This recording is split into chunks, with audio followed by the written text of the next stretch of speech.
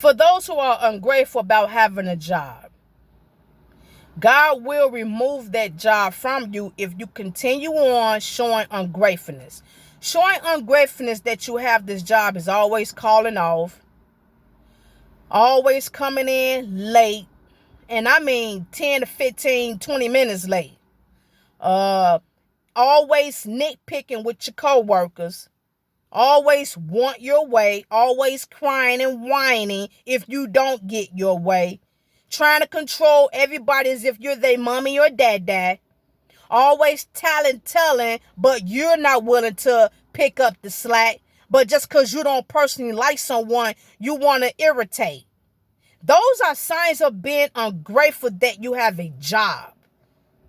When you come to work 30 minutes before the time that you are scheduled to work and you show up and you're around trying to intimidate your co-workers who are scheduled before you, and you're trying to look for a reason for the season, nagging, complaining, you are showing that you are ungrateful of your job. If you have a problem with another adult, you go to them or you either go to the manager. But if it's not a problem, then pick up the slack. If it's not a problem, then stop making it a problem. I'm tired of this shenanigan from grown people. When you see that a worker is not doing something, then work with all enthusiasm and go pick up the slack. Don't sit back and wait to see if someone is going to do it or if they're not going to do it, and then go cry to the boss like that's your mommy going to tally, and then come back, the boss say, did you do this or did you do that? What is you doing? And then you sitting over in the cut like, nah. Well, why the hell you didn't do it then? See, it's not about them caring if the work is done. Hallelujah. It's not about that, because if that's the case, they would have done it in the first place. If that's the case, they wouldn't wait on you to see if you're going to do it. And if they see you doing something half-stepping, then they will pick up the slack anyway. They wouldn't wait to see if you're going to do something but not do it all and then sit back. Okay, this is the time to go say something. Well, you know this is the time that you should be doing that. Then why didn't you just do it? See what I'm saying? The person's like, I'm not going to do it until this person do what they be doing. And then I hope the boss can make them do it all. But they know that should be done anyway. You see what I'm saying? The person is saying, I ain't doing it. I ain't finna do it. But the reason for this person to do it all is if I see them do it. But if I don't do what I do, it won't get done. Y'all see what I'm saying? If I don't do what I do completely, like for everybody else, the person won't say, well, I haven't seen such and such do that, so I ain't saying nothing and I ain't doing nothing. Oh, she doing it. Oh, I'm finna see if she gonna do it all. Oh, no, she didn't. Hey, such and such, she didn't do it all. You see what I'm saying? Now, if I was the manager and these dodos keep coming to me talking about some teacher didn't do this all the way, I would tell them at this point, because I would know why they keep telling me this every time.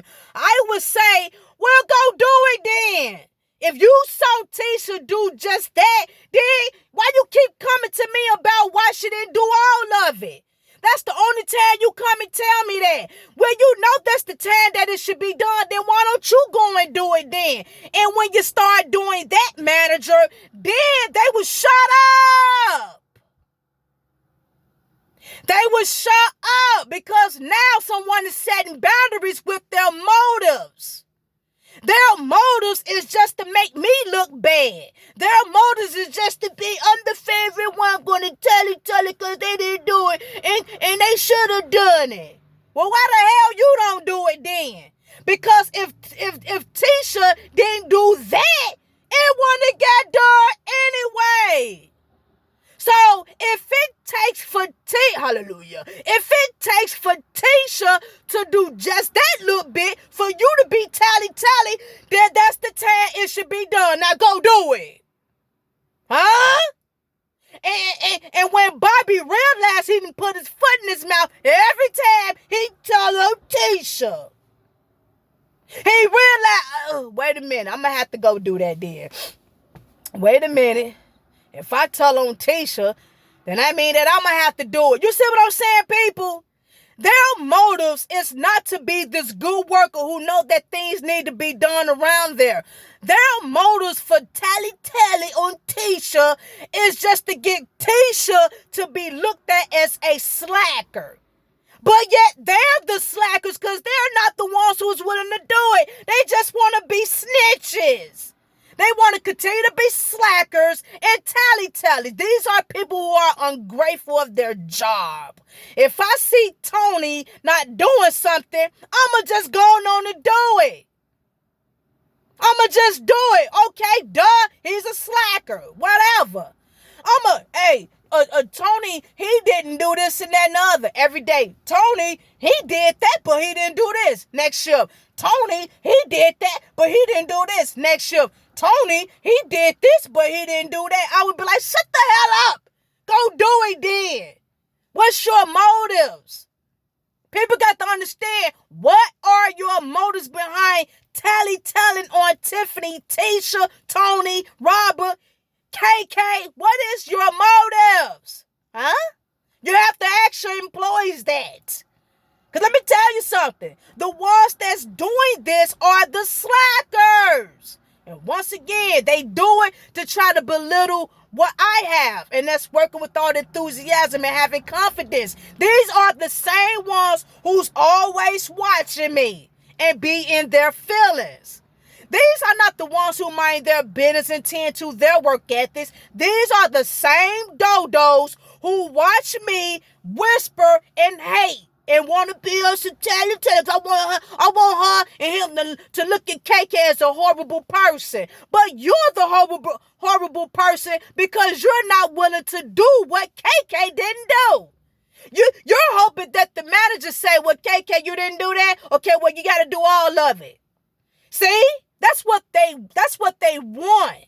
Yeah, you got to do it all. Nah. That's their motives. But if the manager keep telling them who's telling her to go do it then, they gonna stop. Now, I'm not saying that we shouldn't do it all the way, but I have my reasons of why I do what I do at that time. I'm not explaining nothing to them. I don't give a damn. They're not my boss. But it irritates if the boss keeps falling for their shenanigans. I keep trying to tell y'all, we got bosses that's easily manipulated by other co-workers to perceive you as a bad worker. But if you have discernment and you are a wise manager, you would then realize what is really going on and why they're doing and saying the things they're saying about other co-workers, other employees. You have to understand that. Managers who are wise will see right through the shenanigan, and bad workers will have no place at the workplace. They will leave immediately, and the toxicity of the place will be diminished, period. But if you have managers who are stupid, who are drama themselves, they will fall for this shenanigan every time. Why? Because they're part of the drama. These are people who are ungrateful. These are people who can't show for nothing. These are the people who see the glory in you. And they sit back and all day long hate on you and watch your work ethics. They know everything you do and the things that you don't do and go and report it. All throughout the shift. Somebody could be working with me and they watch me throughout the whole 4 hours that's left of the shift. And other employees could say, such and such, we need this. Such and such, we waiting on that. And they be like, oh. And this is every time because they're busy watching me. And whatever I don't do or whatever may slack a little bit or whatnot because I'm doing something else, they will rush. They got all type of stuff carrying on that need to be done on their part. But they will rush over at me and try to clear up a so-called help when I don't need it. I didn't ask for your help, but they will come over and rush and do things to be noticed by me, letting me know I could do this too. You missed that spot. I'm going to clean it for you. You got that spot. I'm going to fix that for you. But over there, they're messy. They have a whole load of nonsense that needs to be fixed, that needs to be done, that needs to be wrapped up, that needs to be put away. A whole bunch of it. But yet, watch me. Want to put a touch to it. Want to irritate. You see what I'm saying? Ask yourself, what is the reason for the season of your moping and groping?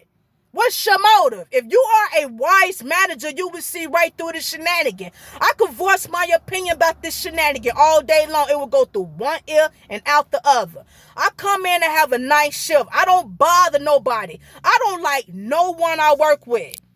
Maybe 2 people out of maybe like 50 people, 50 employees, maybe 2 people I would speak without a conscience of feeling unease about speaking to them. I come to work and I want peace, but I'm not treating no one with contempt. I just don't talk to you. I don't speak to you. That's it. If I don't care for you, I'm not giving you my time. I'm not giving you my precious time, but yet we can work cordially. Okay, boom. I do not come to work to purposely nitpick with Felicia, to nitpick with Frank, because I don't like Frank.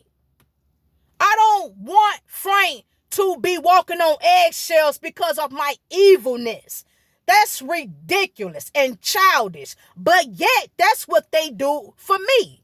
They try to make me feel uncomfortable, unease.